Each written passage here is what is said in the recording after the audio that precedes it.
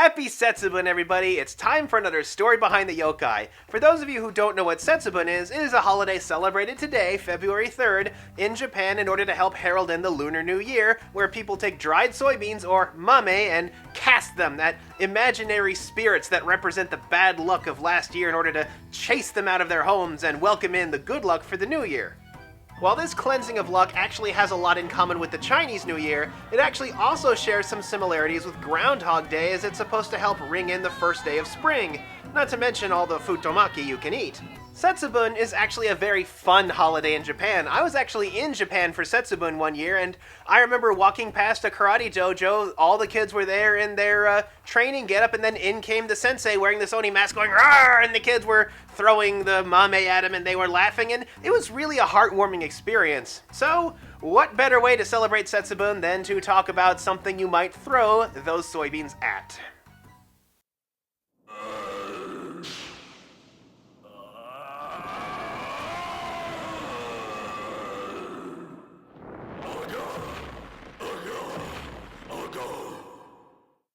Gargaros is one of the most powerful yokai in existence, living in the alternate world of Terror Time, where he hunts down players who stay out too late at night or disobey their parents.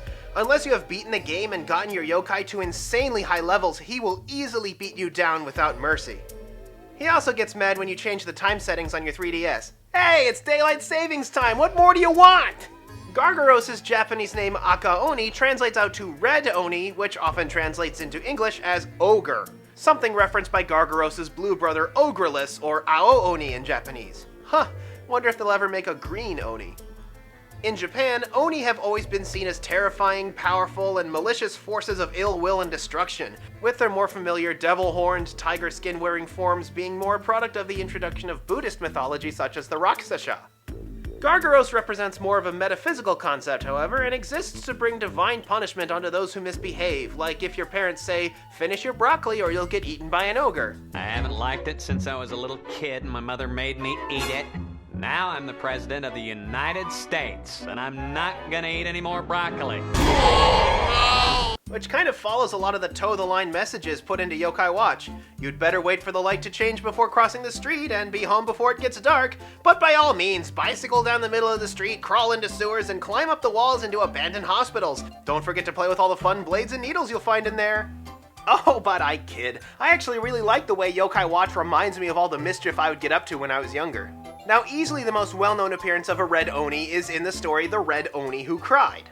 In this story, there is a scary but kind Red Oni who wants to become friends with the people who live in a nearby village. His friend the Blue Oni comes up with a plan where he will pretend to attack the villagers, but then the Red Oni will appear to drive him off in order to save them.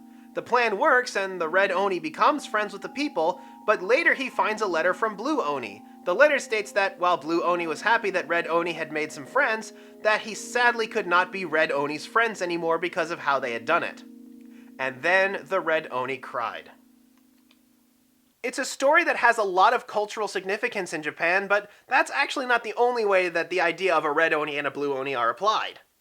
The concept of Red Oni, Blue Oni is a common trope detailing a pair of contrasting characters. The Red Oni is passionate, hot-blooded, and temperamental, while the Blue Oni is cool, logical, and calculating. These character tropes appear so much that they're often color-coded. Onis are, of course, a common sight in pop culture. There's Lum, as I mentioned before, as well as Ram and Ram, sort of a naming theme there. Ogremon, that's that translation again, amongst others. Typically, anything that appears with some kind of combination of devil horns, sharp teeth, and a tiger print getup are meant to be some form of Oni. So yeah, that's a look at Gargaros the Red Oni. I'll be back with more story behind the yokai, but until then, Heard you were talking smack about Vanguard! Out of this house! Out of this house!